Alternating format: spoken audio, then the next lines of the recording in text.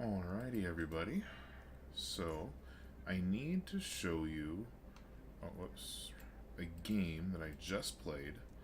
And it's a really great way to go over threat and how DPS can create space and threat just by positioning well and shooting things. Let's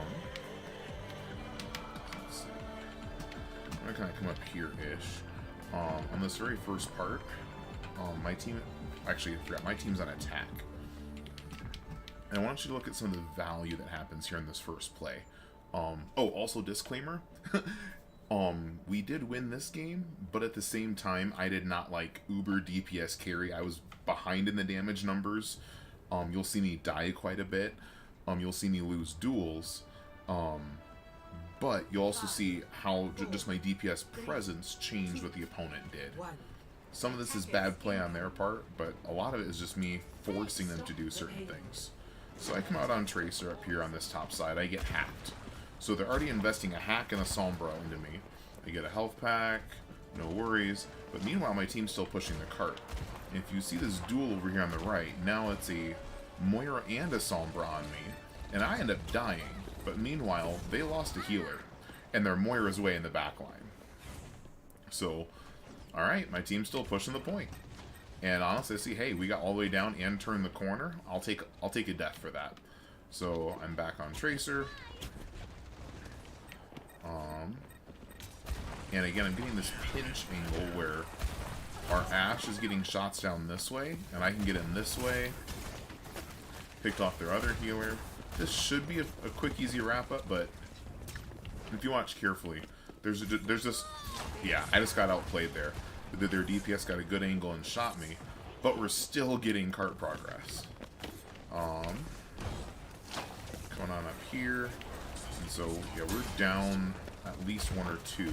Just one. Yeah, I'm the only dead one. I died a lot. Like I said, you're gonna see me die a lot. Oh, stunned out of the ultimate and hacked the wrecking ball. Double rip. Good ball dive. I get around the backside. Take care of that Sombra TP. Now if you look at it, by coming around the side, I'm not taking damage by walking through their team. I'm able to get right into their back line, force the fade out of Moira, get into some more of their back line. Now ultimately, I'm pretty sure I die here again. Oh yeah, I forgot, I got the Moira and then Bob took care of the rest. We still gotta get this guy.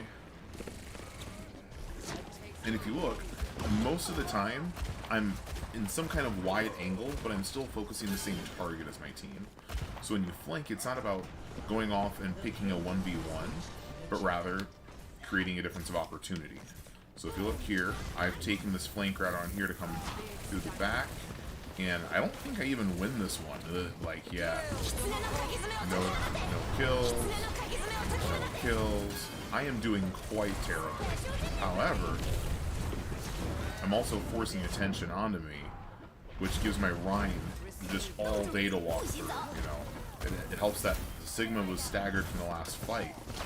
But yeah, if you look at this, I'm not exactly DPS diffing anybody.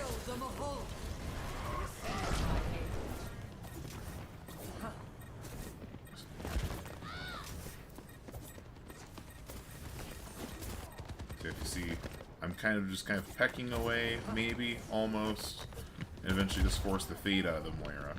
And here's the thing. A lot of times they say, just don't die. Which is really critical, but the next one is to, hey, don't spam cooldowns. Those cooldowns have a cooldown on purpose because the whole goal is to balance things based on time, how long the fights are going to last, and things like that. And that's a whole other video I'm going to get into, just as far as managing time and cooldowns. So, we're going to take a look at this one. I tried coming up here, and I died. But, just them having to aim this way means they're not aiming at the rest of my team. And the rest of my team's able to get a decent corner-ish until the Ashe gets picked off as well. But they're able to get around the corner and actually hold some space here. And if you watch, they're still holding, they're still holding. They're holding 3v5, mind you. It's the tank and 2 healers. But just the threat that our team has created is already, hey, don't press W. They could have, should have taken a 5v3, but they didn't. Now, if you look over here at my soldier play is frankly kind of atrocious. Hey, I might finally get a pick off. Nope. However, so I'm going to pause it here real quick. Actually, maybe just 20 seconds. Yeah.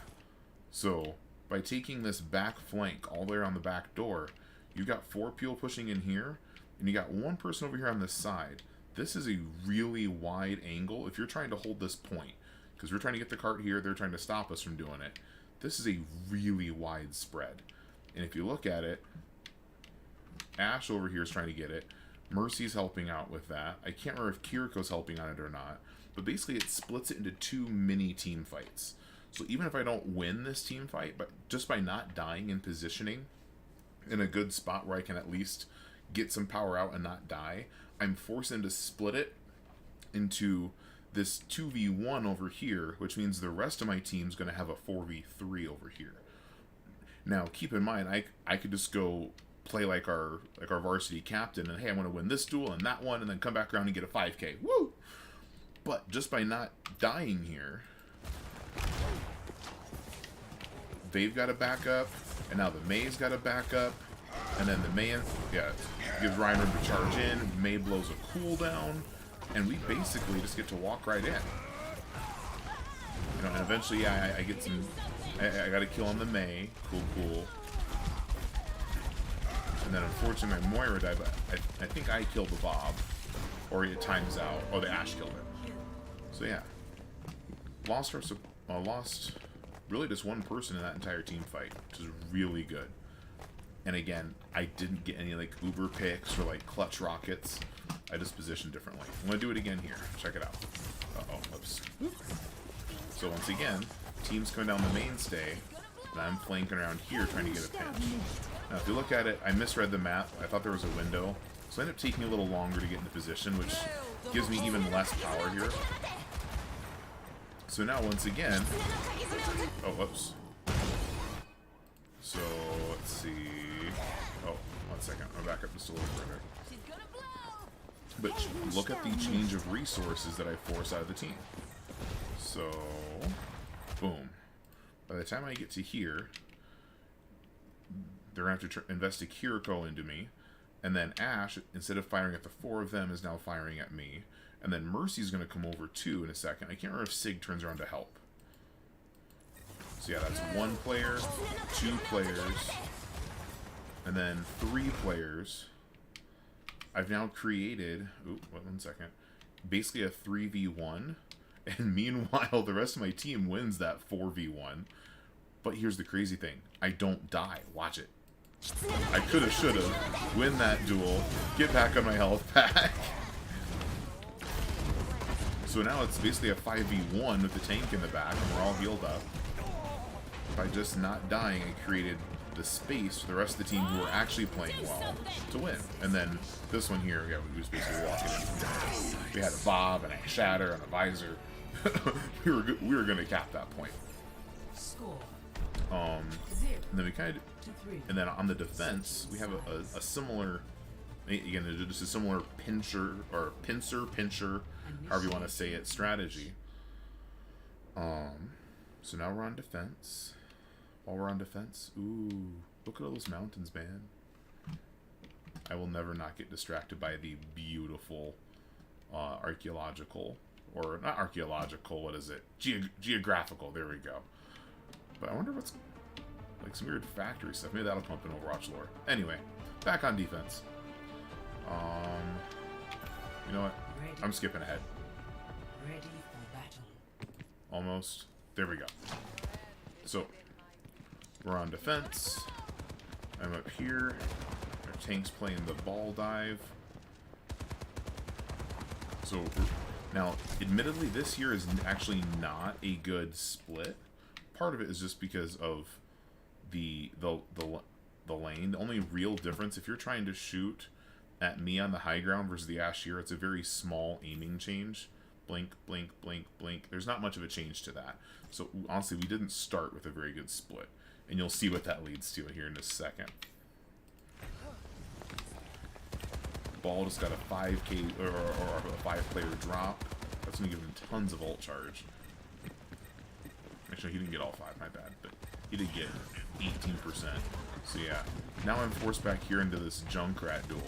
Junkrat has a good split here, but I also it wasn't quite a duel per se, it was a 2v1. But by just not dying, just don't die. So I won that duel. Meanwhile, my team lost the rest of the fight. Oops. And then Ball dies. No, but Ball's out of the way. But they don't chase me. It's a 1v3. Sorry, 4v2. I can do math. And it's forcing all kinds of work out of them. I could have got the Zen, but I honestly didn't trust my play going on. And then, when you look at it, hey, Ball's back. Now again, so we start on a lane, and then come off on a pincher. So, oh, I think, Ramatra comes off and punches me in the face. But he's just getting 1 kill out of that instead of running into the back line and getting 4. So Ball's doing his best. Admittedly, it is one of the hard parts of playing with a ball, or just playing ball, is if you're rolling off and going through the back line, the other tank is going through your back line. So yeah, just playing safe. Just trying to not give space, trying to not die. Oops, bad DPS. We just like clumped up right here in each other's shadow. And then I got an idea. What if... Oh, and then, yeah. Junk tire.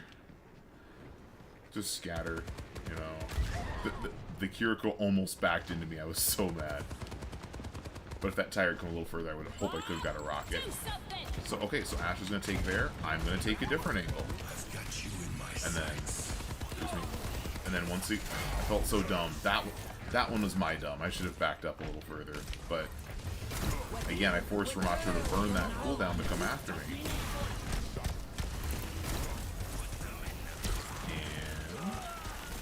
Sure enough, Luigi's that one. And now it's basically a 3v2.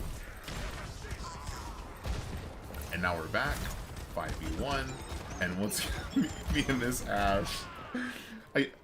So this is supposed to be a showcase in like how using wider angles helps DPS become a threat.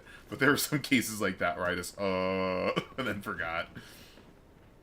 So yeah, if you see it, I mean, yes, we're super spread out, but we're all accessible. And the spread is actually holding map control, so that team can't even round the corner to try to get to their cart, let alone actually push their cart. And by actually hitting shots, it's forcing them to play slow. Even though I'm not getting eliminations off this, I'm really just kind of spamming shooting. My kill count is very low, but just that threat is forcing them to play differently. And see, now their Brig is starting to lose discipline, YOLOing off into the back line. And now it's a 3v3, but watch this play. Chase the soldier, chase the soldier. I managed to dance and not die to a punch. Grab a health pack, but I'm just me running. Oh. Okay, the tank figured it out, but Fiona never does. Watch this. We've got Ana back here. And then our Doomfist punching in here. Their tank is dead, their Bastion's dead. All they have is a Junkrat on point and an Ana way off in Timbuktu. Now, I chatted with some of the players after the match, you know, all the normal tilty stuff. And I was like, hey, what were you doing? And he says he was just trolling. At the same time, that threat of, ooh, we can kill the soldier, it was like that dollar bill on a hook. Almost got you. Almost. And then you realize I didn't get the kill. And in fact, the Ana killed me. But I pulled that Ana so far out of position that she stood no chance of actually getting any value. So I hope that was useful as far as just how to use damage characters to help the rest of your team. It's not just about going full fiction, flipping the board over, and getting 10,000 damage in 4 minutes. It's really about asserting map positioning. And keep in mind, with a low health pool, you can't do that just with a cooldown of your presence. Reinhardt can just hold up his shield and walk forward. It's not always effective to do it that way, but tanks can get that kind of space just with the cooldown. Ooh, I'm Zoria. Bubble. I'm Diva. Defense Matrix. As damage characters, you have to get an angle where you can apply effective damage, and then you got to do it, because if someone gets clicked a couple times, they start to play the game differently. If you're playing against, for example, a really good Widowmaker, you get headshot around a corner once, well, you realize, okay, I have to play cover, which means you're taking different routes, you're taking longer, and that time comes off the clock and gives you a better chance of winning. Or gives you less of a chance of winning, gives them more of a chance of winning. So hopefully it was useful. I'm going to get some other reviews going here in a bit.